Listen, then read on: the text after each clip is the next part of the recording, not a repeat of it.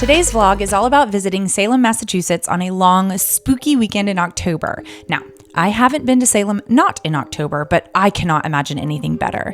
The vibes were immaculate. I'm going to give you some tips and tricks to make the trip as easy and spooky as possible, as well as some hidden treasures we found along the way. All of the videos I watched before going to Salem said that you have to stay in the city of Salem in October, but I completely disagree. We stayed north of Salem, which I think is the move. We found a hotel for less than $100 a night, and it was very close to the train stop that was the furthest north. Now, I personally recommend taking the train in and out of Salem, but not for the traffic and parking like everybody else seems to say.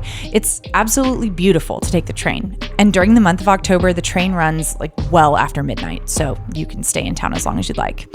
People also seem to say that traffic and parking is a nightmare in Salem in October, but that just wasn't our experience.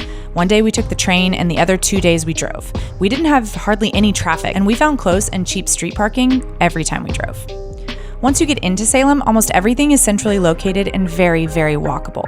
There are only 2 things I'm going to talk about that are a little harder to get to without a car, but we walked to almost all of the attractions very easily. For today's vlog, I'm posting everything that we did with links in the description box with my own scale of should you do it. I hope it's useful to you. Because we were only there for 3 days, we did have to pick and choose, but I don't really feel like we missed out on anything. I love Hocus Pocus so much that I named my black cats Binks and Cobweb, so we had to see all the sights. Max and Danny's house and Thackeray Binks's village are less walkable than other things we did, so you may need to drive there or take a rideshare. The Thackeray Binks location is called Pioneer Village, and we actually went to a night event there called Salem Night Faire. Local vendors and good vibes, but when we went, it was muddy, wet, and cold. If it's raining, I do not suggest you go, but if it's nice out, maybe.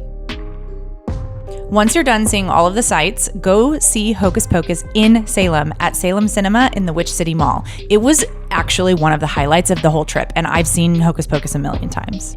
And now to the reason this town is famous to begin with, the Salem witch trials. Most of the original things related to the trials are long gone, but there's plenty of non-related things that they hype up in Salem. Since I'm a big history nerd, we decided to only focus on the things that were actually part of the history.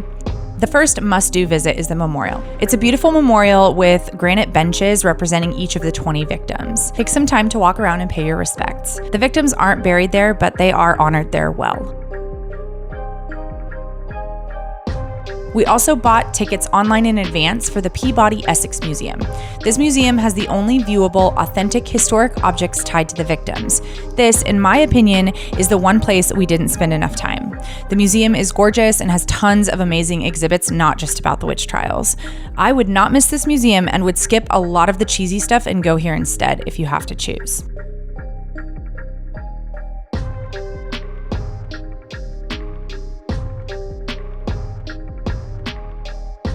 We also bought tickets to watch a dramatic production of the actual witch trials transcript, and the production takes place in the old City Hall building that was featured in Hocus Pocus. I personally loved this. I thought the actors were great, and I loved learning about the trials from the actual transcript. Other people in my party didn't like it as much, but they also didn't do theater in high school, so there. We also did a nighttime ghost tour, which was probably the most touristy thing that we did, and I think this one isn't up to you. You could probably do your own nighttime walking tour, but they definitely know their stuff. It was cool to see a lot of the places at night, including that witch house from the outside, and they talked a fair amount about the witch trials too. Now for some non-spooky things that we also did.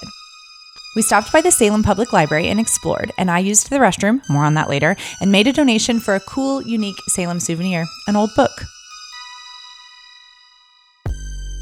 We also went to the Salem Maritime National Historic Site, which is the first National Historic Site established in the United States. We took a walk out to the historic lighthouse, and it had a beautiful view out into Salem Harbor.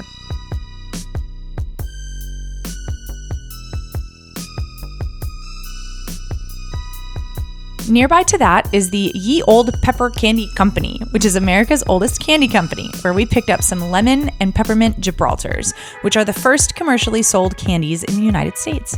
Think of them as like buttermints, if you've ever had those, or wedding mints, or I've also heard Kentucky creams. They were okay. I'll be honest, there are a couple of cool breweries, a pinbowling place, and some decent restaurants that we ate at, but I didn't find a single place to eat or drink that was a must-do.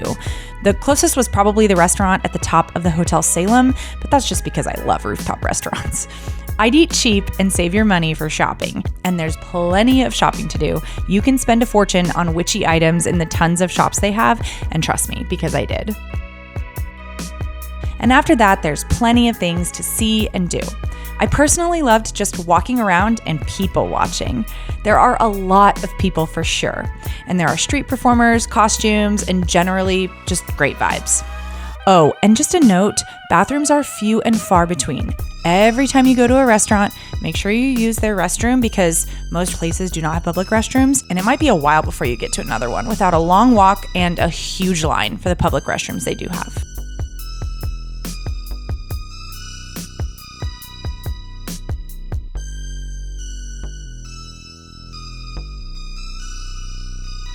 Overall, Salem in October is one of the best trips I've ever been on, and we can't wait to go again. Please feel free to comment with any questions you have, and I'll be sure to respond. I love talking about travels that we do, and especially about things that can make it cheaper and things that we enjoyed. And also, go ahead and like and subscribe. I have a lot more vlogs coming up, Cincinnati, and we're headed to Rapa Nui or Easter Island in June, and so there will be a vlog about that as well.